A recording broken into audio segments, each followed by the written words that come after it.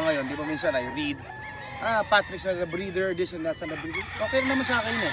Di ba, we're not claiming we're a commercial breeder or something breeder. But sometimes kasi ibang tao, they compare him or us to a commercial breeder, which we're not. Di ba? We're mix of both. So sa akin naman kasi, sa akin personally sa akin, for me, through the years, we worked with so many other breeders, mga kaibigan din namin, na nakilala din naman with the partnership ng Sagupaan.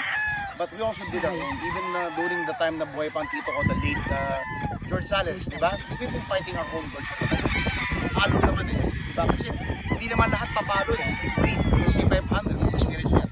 500 pala, pare-pare sa magagaling. We still select, di ba? So andun pa rin yung susi talaga selection eh. Even if we have all the magaling mag-breed, magaling. Pero, like I said, hindi mo kontrolado ang nature eh. Hindi lang porket anak ng mga ganito, super na lahat eh. So ando pa rin talaga, parang di ba, nag-school kayo, nakita si daddy. Selection yung ano yun. Tama.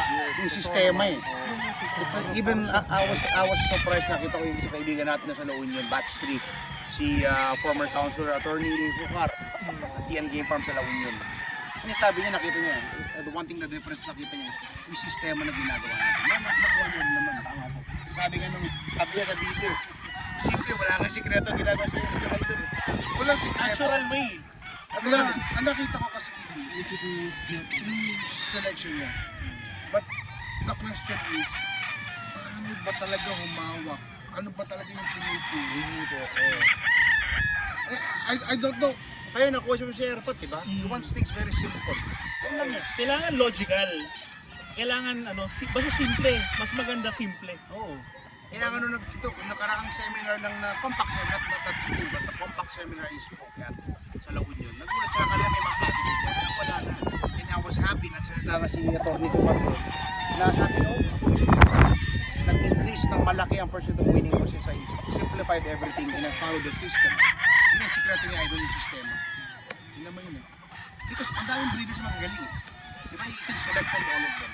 But pag na-select mo na, yung sistema mo, how can you now maximize the skill of the bird na pinili mo?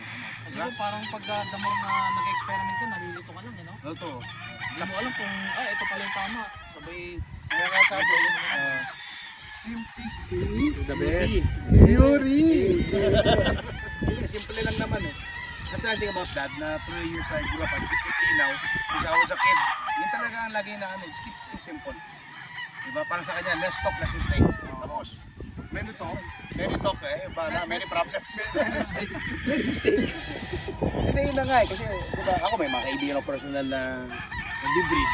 Kasi sa dami ng linya doon, hindi mo na alam anong linya eh. Diba, magulo na eh. Kaya nga si dad nga sabi niya, before you put something in the pen, usap tayo, sabi mo sa akin. At the end of the day, siya pa rin magsusunod. Siya pa rin. That's the thing about that. Hanggang ngayon, sabi ko nga at 76, siya pa rin nakita ninyo. Ang aga sa farm, siya nag-final, siya nag-select sa lahat. Yun na si 6 a.m. kuya. At Nagsiselect na. Yun na, di ba nung nasa school kayo noon? Oo, Andun na kami mag-ama sa taas, alas 6 pa lang, bibitaw na kami. Diba? That's how we is. That's one thing na, diba, siguro yun yung sistema sa tao rin. It doesn't end sa manok, it doesn't end dun sa produkto. Consistency. Andun pa rin yung tao yung gumagawa nun. Yung lagi po yung sinasabi ko kanina, for the love of the game, ginagawa ni Idol PA yung dapat, especially yung hands-on ka sa ginagawa. Pero pag nakita yung interview naman ni Tony Lasala, na best friend niya, sa Larga na, nakakatawa. Because totoo naman, there was a time that dad was focusing on career, on how to make business, di ba? Bago nag-open siya ng sariling jeepney line, nag-jeepney ba yan eh? Nawala sabong. Ang nagbalik na magsabong talaga yan, is yung Tony Lasala. Ba't nung bumalik si Erpat, tira-diret sila. Hanggang ngayon, magkasama yung mga kaibigan yan. Yung Tony na yan. Kuya, may question ako. Yeah. Hanggang ngayon ba napapagalitan ka pa rin? Oo no, normal yun. Hindi magandang araw pag hindi na pagalitan. Lahat kami, di ba? Lahat kong sarili na kami doon. What is part of it? Ang maganda kay daddy minsan is kung balat sumulas ka, wala ka. hindi ka tatagal. Hindi ka magpas ka pag hindi kaya pinansin, hindi ka pinagalitan. Because he doesn't, kung pinapagalitan ka niya, the way he explain, pati sa mga serious people namin, kung pinagalitan, pinapansin ka niya, that means na this is potential. Sana anak nakikinig ka. Doon din younger years ko, nire-reset ko pag kinaanak. Mura gano'n din ako, ganito. Minsan sa harapan ng tao, gano'n kanya. But I just wanted to, lalo nung nagkasakit ako 2021, nagkaroon kami ng heart talk na, siyempre, muntik na ako, umabot ako ng stage 4 eh. Dito time na sabi niya na, I hope you don't hate me for the years na nasigawan kita, o na ano. Nag-iiyakan kami mag-amaro. Sabi ko, hindi, huwag ka mag-alala, mabubuhay pa ako ganito, kaya pa to. Sila naman, doon ko yung na-realize naman, being a father is one of the toughest jobs you can do. Hindi yan, dahil ama rin ako ngayon. Siguro kung kaya matibay ka ngayon, kung bakit kung ano man meron ngayon na sagupaan, kasama mo. Sana masama rin tayo na dito. Kaya nasabi ko dito, it's not about endorsements, it's not about signing team, it's about friendship. Mas matibay sa akin yun. Di ba? Ang papel, pag natapos ang kontrata mo, okay, next. May go to the next, di ba? Eh, tayo dito naman. Kaya ano, the Palas Brothers is, first thing I want to encourage kay Mayor din is friendship muna. Diba? Matibay ang friendship mo, matibay lahat. Matibay yung pundasyon.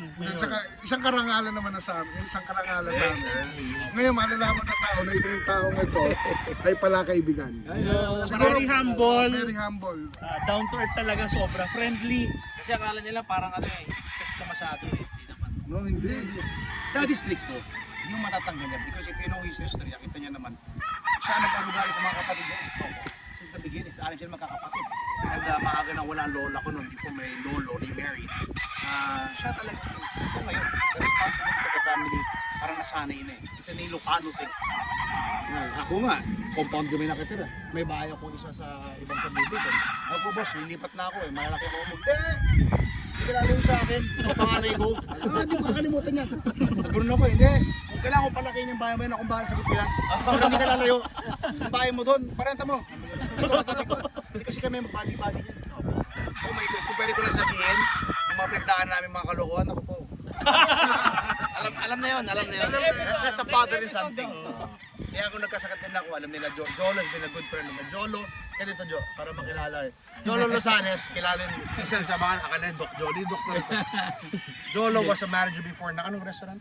Tequila Jones. Tequila Joe's. Kasama ko to sa grupo namin sa Cuba. Dati nun, way back, kailan ba yun? 2000s ba yun? Early 2000s. Backyard Breeders. Kaya kasama ko si Oliver na dyan, kaya si Abel Lucido, sila ba sila Ronnie Nakina, yung mga yan, yung may-ari ng Turings.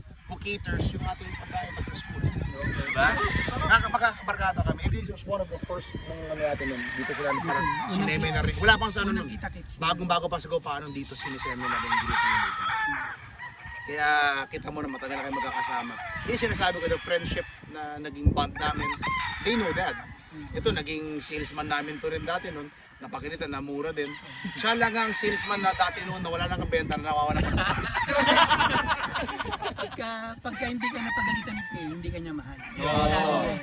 Yung nga sabi ng may mga tao may kakilala kay Airpat. Pag hindi ka na pinansin, Pwede kayo pinansiwala. mag-resign ka na. Umalis ka Baga na. parang wala siyang pakialam sa'yo. Oo. Wala na. Bumubo ka, bumulok ka, bahala ka. Baga sa manok, ito yung pain pag nakausapay pa din. Yung kalalak, di Yung ba? parang, oy, nandun pa. Habang pinapagalitan ka, matuwa ka. Ayun, yun. Hinahanap ka pa eh. Kasi hindi, tsaka kaya naman siya, kaya naman siya nagagalit, parang may gusto siyang ayusin sa'yo eh, no? Sana dumating doon yung point na habang nag-uusap tayo, pinapagalitan dito. Pero kasi kung yun yung magpapatibay sa atin sa industriya, bakit? Diba? Tanggapin ko yan. Sabi ko nga sa mga sales people namin, sabi ko, minsan sa mga loob niya, pag napapagalitan, mamura kayo, which is part of the business, knowing him. Very hands-on sa father ko ever since yan. Sa negosyo, sa pamilya, sa manok, kita niyo naman. And sabi ko, pag dinibdib niya yan, wala, kayong, sa mga loob din ba? Alam ko minsan masakit magsalita, but that's how it is. He's just telling you the reality, kinasasaktan ka. Para sa akin, assessment ko, kaya naman sinasaktan ako, or iba, tama yung sinabi niya.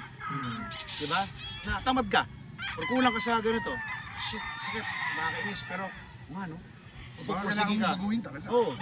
Pero pag may bago ka naman, hintik naman yung gawin niya sa'yo. Pero kay Sir PA, matututo ka talaga. Lalo pagka may labang kami, ano pa lang, 6 o'clock, di mo pwedeng galawin yung minute. Antay mo muna siya. Video call mo siya, nagpo-point in his Jolo, mas kaya tanong ceremony inabot nito, nung nagkasakit almost 2 months ago. Erpat, butya, kumusta yung kaibigan mo? Kumusta yung bata mo? Tawag lagi, ganyan. Kumusta ko, tawag sa kanya. Ngayon po, matibay na po sa season. Iba yan. Ano yan? Nakapag-masters So, merong cancer survivor. May cancer survivor dito, pero heart attack survivor. Diba?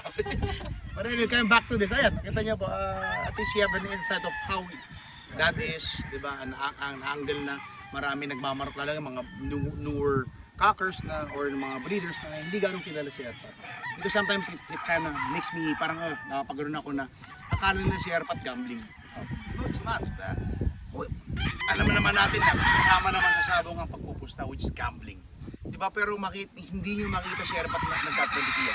Nagtatrabisiya? Hindi. Pusa sa manok lang yan. So sariling manok lang kuya. Sarili manok lang. Or kung yan, manok pang barkada, toli na sana. Pustahan niya. Pero pag hindi ba, alas na silip na patok na patok. Ganun yan eh.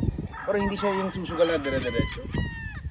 Kaya naman naumusta naman laki. Siyempre, pinagpaguran mo eh. Andiyan yung confidence mo eh.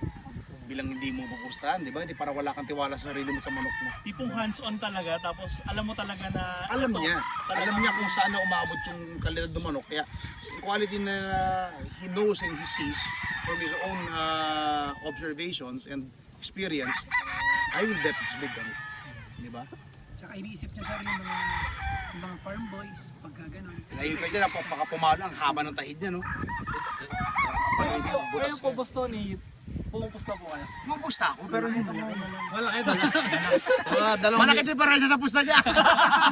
mga 2 million lang. Ako ever since, nagka-farm ako sa sarili ko sa Pampanga with my cousin. I've been how many years? I've been fighting there. Ating side dito, dyan ako nalagay ng mga manok ko. Ate ko na dito. But I never was into the gambling side. I will bet sa manok natin. Diba? Pag kung alam nga nila, pag lumalaki ang pusta ko, nananalo. Pag puro minimum lang, sell yan. Ano naman ako eh. Kasi ang rule ni Airpat, 1, 2, 3. Buga mo. Diba? O pag natalo ka, balik ka sa umpisa. Wag ano kuya, yung... Huwag mo habulin talo. Huwag mo habulin. Huwag mo habulin. Yan ang tinuro sa akin natin. Dati nun, during the years of the We Own Pasay, sabi, pag nalaman ko, malakas kang manugal, ay maghiwalay muna tayo. Pero sa magsalita. Father ko yan ha. Nakikilala yun ng monster ng 24.